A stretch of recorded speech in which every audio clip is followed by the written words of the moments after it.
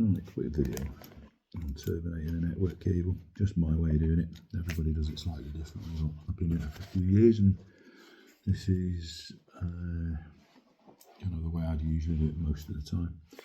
Already cut a little piece off this because it was quite long. I only wanted enough to work with, but enough left over if I have a fault I can pull it back out and re-terminate it. So I've cut that back. I'm going to use a couple of different tools, a pair of normal cutters, a pair of cable strippers, a few different types out there, but you can probably get some a lot cheaper than these that would do the job. But if you're doing it on a regular basis like me, then a decent pair goes a long way. Network modules,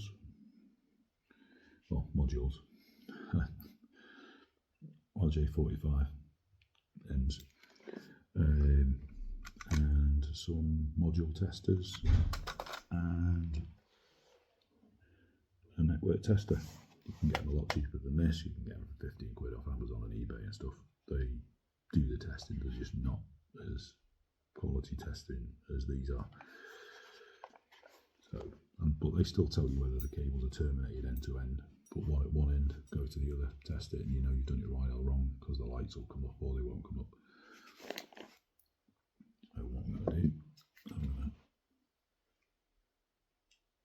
to take a small piece off the end of that cable, one twist only. Don't keep twisting it because you'll damage the internal cable, and what I want to see is I'm going to end up, I don't know whether you can see it from there, but just move that round a little bit, pull that end off.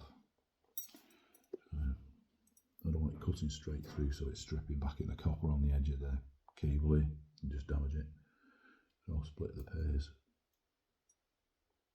like that, and then I'll cut away some cables depending on what they are. Don't have the middle bit, but cut the plastic bit out the middle for the twist, and the small stripping, where are we? There it is, the cotton there, strip that away, so you're just left with your colour pairs.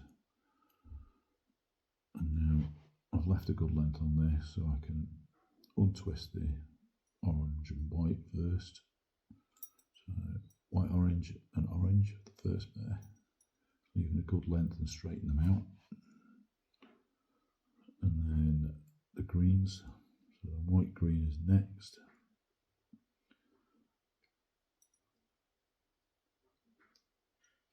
Put the green aside, and next is the blues.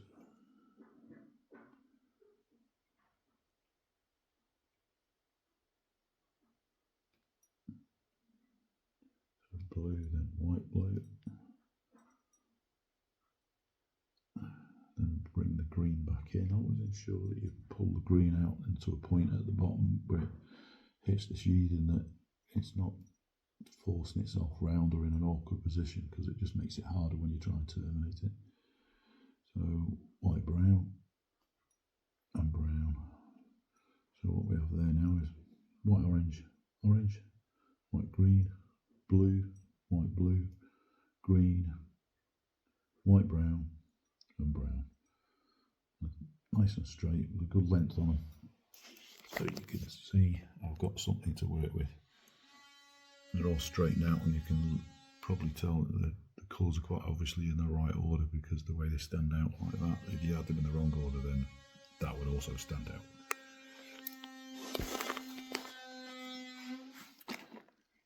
So roughly a fingernail's length is what I work with.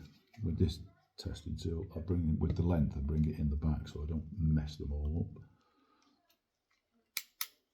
And then bring it down but without cutting it, and then bring my finger away and have a look at what length I've got, where I can give myself that fingernail length and enough for it to push in and leave the sheathing inside so it grips.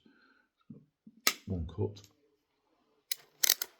and then at the same time pick up the RJ45, and I've just noticed the colours have moved. straight away you can see it. So I'm going to pull that green back round. It's rare that happens if you do that right, so just not holding on to it properly because I'm talking.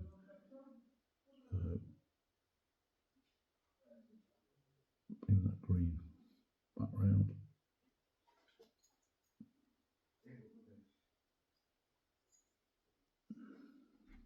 You know what? That's a mess. I'm going to do that again. So, just a little bit off. This is what I always say about leaving something to work with.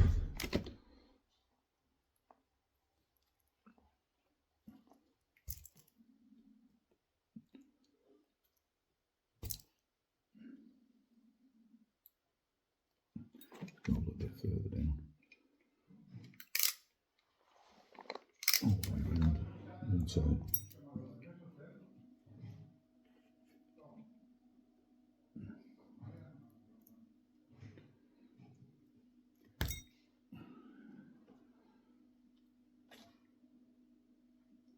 Cut the excess away.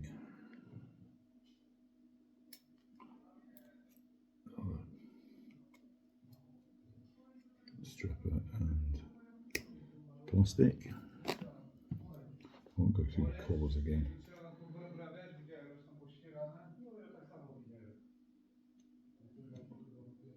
Straighten them out.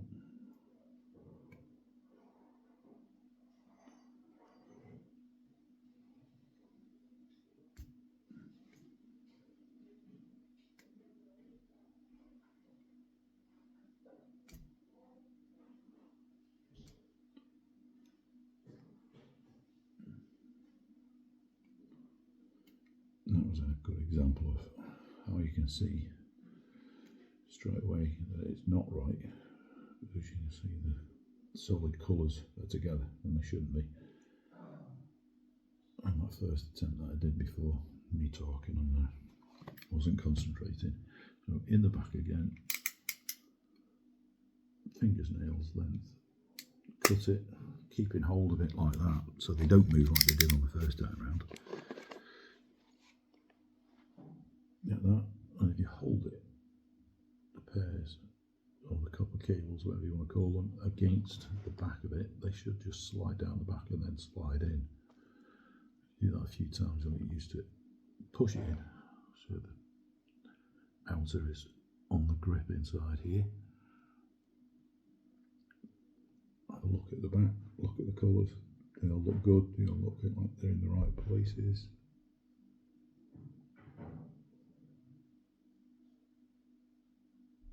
Yeah, and they're all touching the ends, so they're this far end, they're not like that.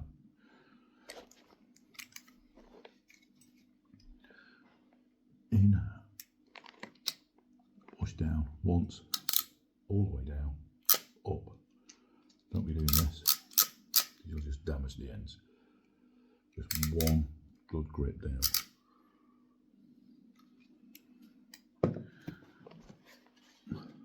Stick my tester on,